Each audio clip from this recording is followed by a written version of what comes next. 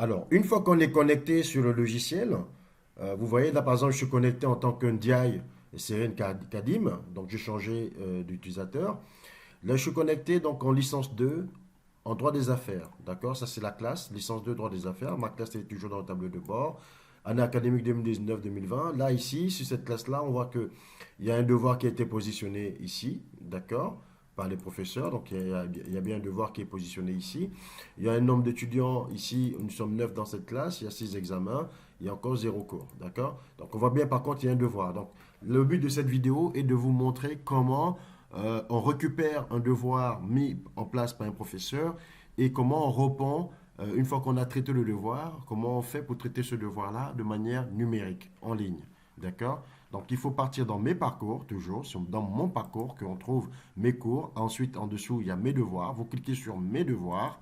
Alors, quand vous cliquez sur mes devoirs, vous arrivez sur cette interface-là où sont présentés les différents devoirs. Là, pour l'instant, il y a un seul. Après, il pourra en avoir un deuxième ici, un troisième, etc. D'accord? Là, il y a un seul qui s'appelle algorithme et structure des données. Donc, ça, c'est le devoir que le professeur nous a mis en ligne. D'accord? Il est à rendre pour le 10.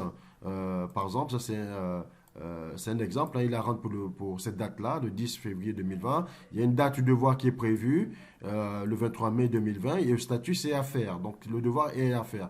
Et ça a été enregistré le 23 mai 2020.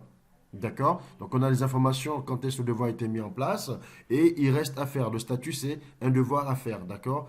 Par les étudiants. Donc moi, je suis étudiant, je suis l'étudiant d'IAI. Je vais cliquer sur à faire, là, il faut cliquer sur le bouton et le devoir s'ouvre, d'accord? Ici, donc quand ça s'ouvre, on a le titre ici du chapitre dans le devoir, algorithme et structure des données, ça c'est le devoir. C'était mis en ligne ici par monsieur Ibrahima Ngom, d'accord? Le professeur Ibrahima Ngom le 23 mai 2020. Donc on a la date et le professeur ici. D'accord? Là, si je veux repartir, je clique sur retour pour retourner. Si je me suis trompé et que ce n'était pas le bon devoir que je voulais récupérer, je peux sortir automatiquement parce que j'ai déjà vu de quoi il s'agit en termes de titre et le professeur. C'est peut-être pas celui-là. Je devrais cliquer sur retour pour retourner, choisir un autre devoir. D'accord? Mais si c'est le bon devoir, alors il faut savoir que ici déjà, je peux télécharger l'énoncé du devoir ici. Si je clique télécharger, vous voyez, il me télécharge l'énoncé du devoir. Voilà, les différents exercices. Les référentiels, les algorithmes, etc., l'analyse empirique. Voilà, il me sort les différents exercices du devoir que je dois traiter. D'accord? Ça, c'est sur la structure des données. Tu vois, j'aurais pu récupérer le devoir en étant l'énoncé du devoir et je ne suis plus connecté. D'accord? Il faut que je me déconnecte puisque je l'ai récupéré. Ça, c'est quand je vais travailler le devoir en n'étant pas connecté à l'application. D'accord? Parce que comme dans les cours, on peut le faire en ligne ou on peut le faire hors ligne, c'est-à-dire hors connexion Internet, je peux aussi récupérer l'énoncé uniquement. Imaginons qu'on est un étudiant dans une zone où il n'y a pas beaucoup de réseau, ben, ce qu'il faut faire, c'est qu'il faut venir ici, il faut venir sur ce bouton-là, récupérer, télécharger le document du devoir et puis se déconnecter parce qu'on n'a pas beaucoup de réseau. Et quand on a fini de traiter le devoir chez soi, on revient sur la plateforme et je vais vous montrer comment ça se passe. Donc on va aller un peu plus loin. Donc on a ici l'énoncé du devoir. Il s'affiche aussi ici en bas. Hein. Donc l'énoncé du devoir parce qu'on peut le faire en ligne. Donc il est affiché en ligne ici, vous voyez. Là c'est les premières pages.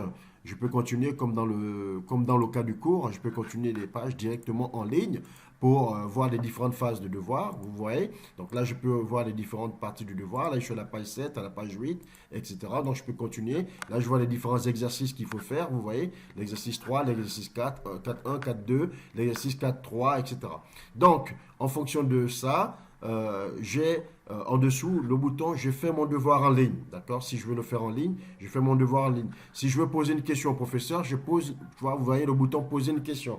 Si je n'ai pas compris un point sur l'exercice, avant de rendre le devoir, je peux poser une question au professeur. D'accord? Si j'ai besoin de poser une question au professeur, je peux cliquer sur ce bouton-là. Il me ramène directement dans l'interface poser une question. Voilà, conversation avec mes formateurs, poser une question. Donc là, par exemple, je peux taper question, exercice, vous voyez, exercice 4.2. Donc, dans l'exercice 4.2,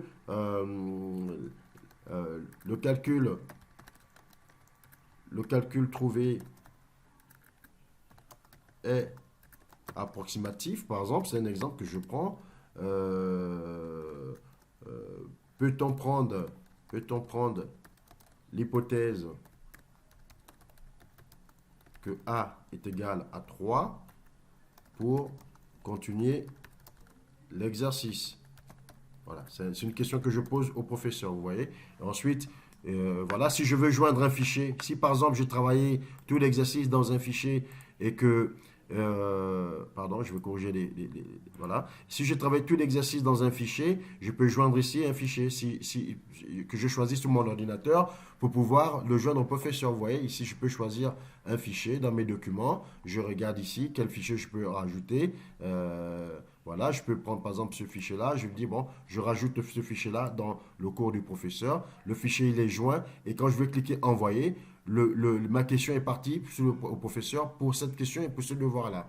Donc voilà comment on pose des questions sur un devoir donné, sur un exercice donné en ligne directement avec le professeur. Vous voyez? Donc si je veux maintenant réaliser mon devoir, donc là en ligne, je viens ici, je clique mon devoir en ligne. Et là, je peux faire par exemple exercice 1 directement en ligne.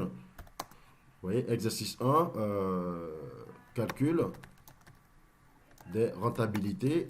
Vous voyez, et là, je fais mon tableau de calcul tranquillement. Dans le point 1, question 1, vous voyez, là, je mets la réponse 1, la réponse A par exemple. Question 2, la réponse B.